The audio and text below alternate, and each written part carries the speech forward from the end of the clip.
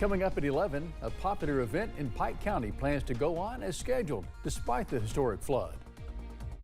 Dedicated to Eastern and Southern Kentucky, this is WYMT Mountain News at 11.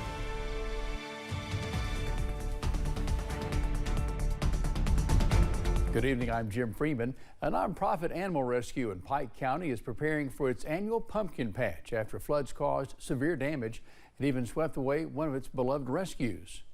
WYMT's Jordan Mullins has more from 3 Mile Creek Farms and how much this upcoming pumpkin patch means to the animals it rescues as well as the community at large.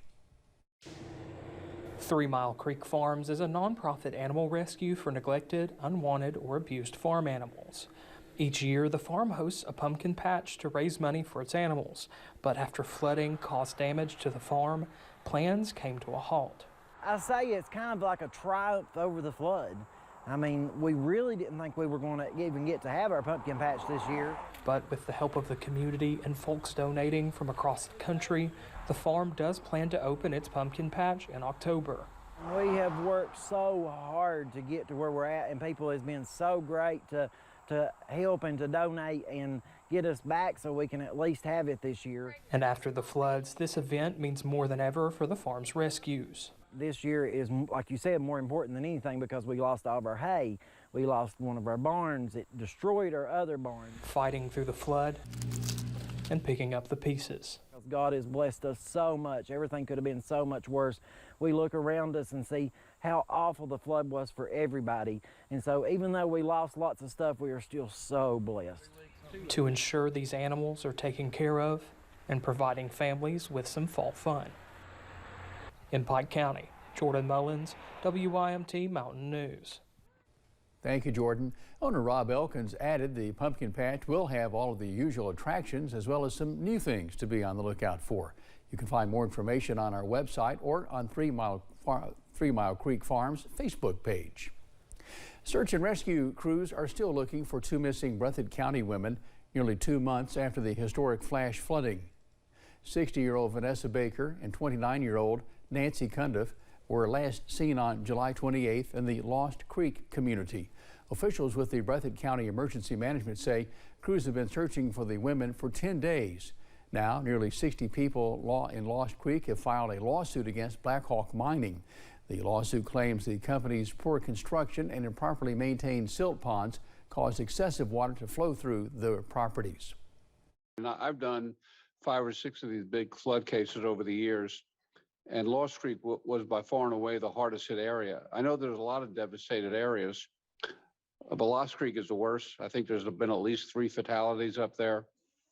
And like I say, we're trying to get them in the court system and get the case moving as quickly as we can to try and get some eventual relief. Crews plan to continue their search tomorrow along the North Fork of the Kentucky River.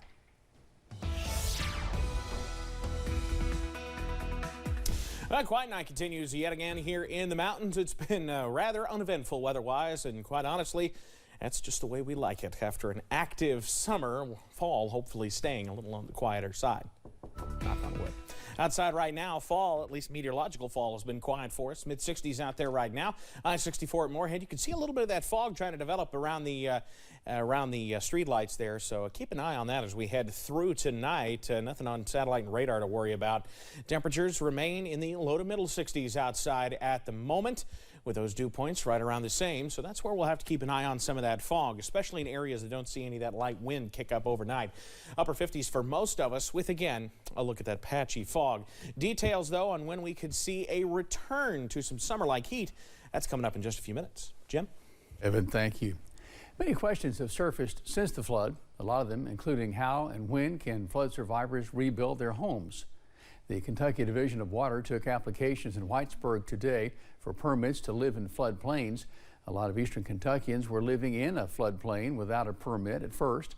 And Letcher County Judge Executive Terry Adams says that's caused confusion. Not knowing what they need to do, and that whole process has been a struggle. While there's no timeline for the updated floodplain lines, state and county officials recommend checking with the Kentucky Division of Water to see if you need a permit.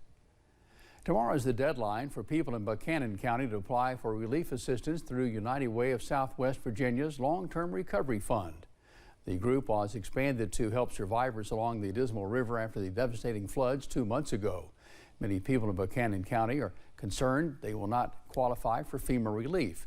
Senator Mark Warner says he and other legislators are working on getting federal relief to hard-hit areas in Southwest Virginia. FEMA, I think, always underestimates the amount of damage in rural communities. I think rural communities, not just Buchanan, who've had this, flooding a variety of times, gets a short end of the stick. It's not fair.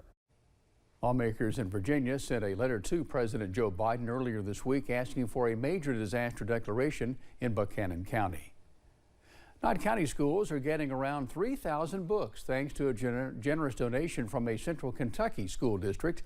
The Lincoln County Board of Education approved the middle school to donate the books.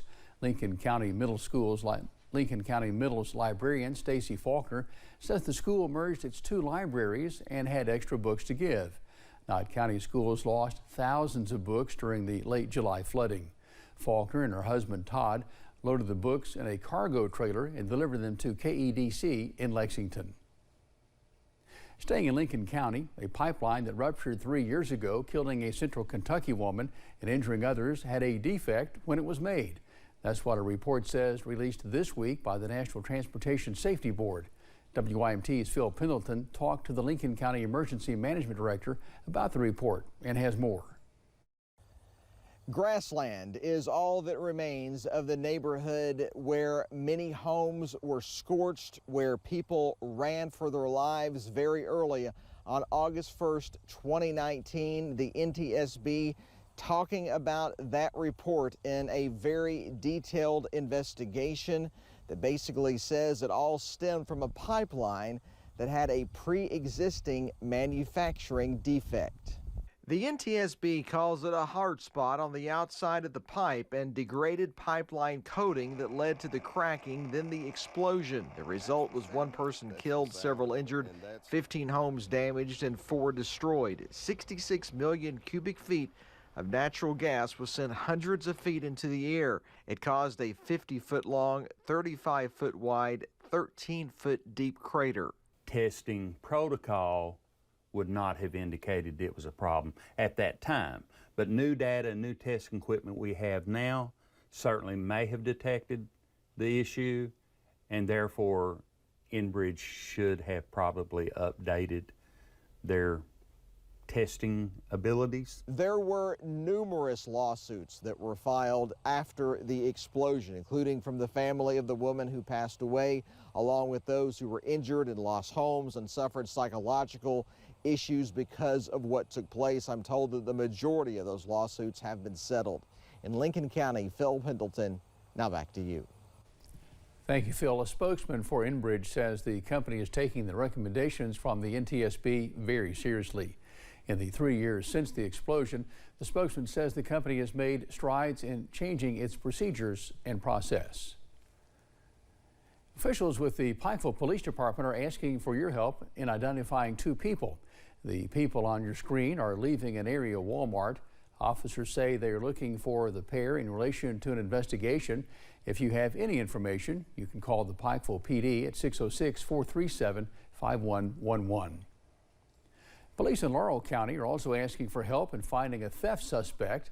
Deputies are looking for the driver of this car. Police say the suspect was involved in the theft of a bank deposit money bag.